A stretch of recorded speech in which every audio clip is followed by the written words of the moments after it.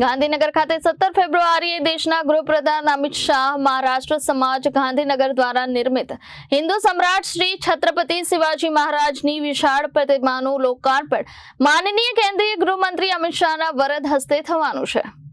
ગાંધીનગર ખાતે આવતીકાલે દેશના ગૃહપ્રધાન અમિત શાહ મહારાષ્ટ્ર સમાજ ગાંધીનગર દ્વારા નિર્મિત હિન્દુ સમ્રાટ શ્રી છત્રપતિ શિવાજી મહારાજની વિશાળ પ્રતિમાનું લોકાર્પણ માનનીય કેન્દ્રીય ગૃહમંત્રી અમિત શાહના વરદ હસ્તે કરવામાં આવશે।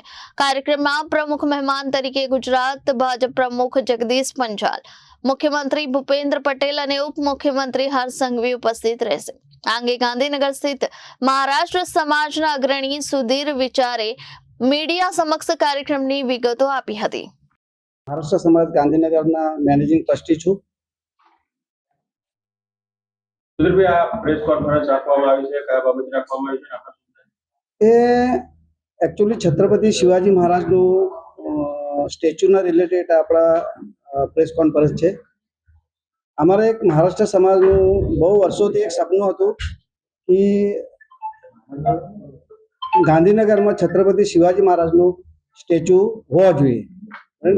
એ લગભગ અમારા 3-4 વર્ષથી પ્લાનિંગ હતું અને એ પ્લાનિંગ અમારા એક સક્સેસ થઈ ગયું છે।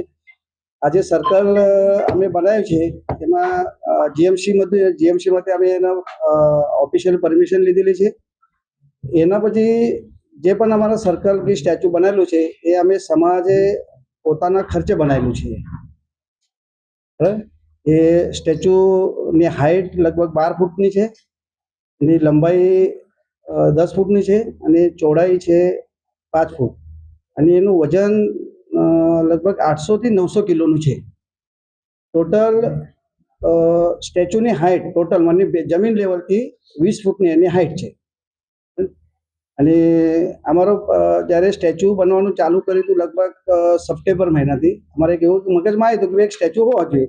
એટલે અમારે એક પ્રોસિજર ચાલતી હતી ગવર્મેન્ટની, એ અપ્રુવલ થયા પછી અમારી એક ઈચ્છા એવી હતી કે ભાઈ આવું કંઈક વ્યક્તિના જોડે કે એના ઉદ્ઘાટન હોવા જોઈએ, જેવા કે છત્રપતિ શિવાજી મહારાજનું જે હિસાબથી નામ છે એવા જ વ્યક્તિના જોડેથી એનું ઉદ્ઘાટન હોવા જોઈએ।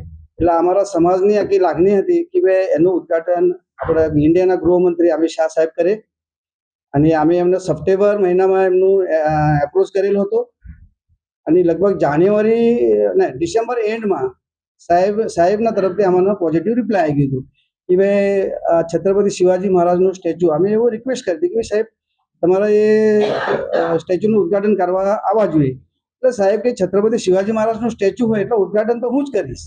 એટલે આમને પણ બહુ ખુશી થઈ ગઈ કે ચલો એક અમારે એક લાગણી હતી, લાગણીના માન આપીને એક સ્ટેચ્યુનું ઉદ્ઘાટન છે એ અમારે એક પ્રોગ્રામ પૂરું થઈ ગયું છે। એટલે 17/2 સાહેબે ડિસેમ્બરની એન્ડમાં ટાઈમ આપ્યું હતું અને જાન્યુઆરીમાં અમને એને ડેટ આપી દીધી અને લગભગ 10 દિવસ પહેલાં જ એમને ટાઈમ આપ્યું કે ભાઈ આ સાંજે 6 વાગ્યાની આસપાસ અમે આવીશું।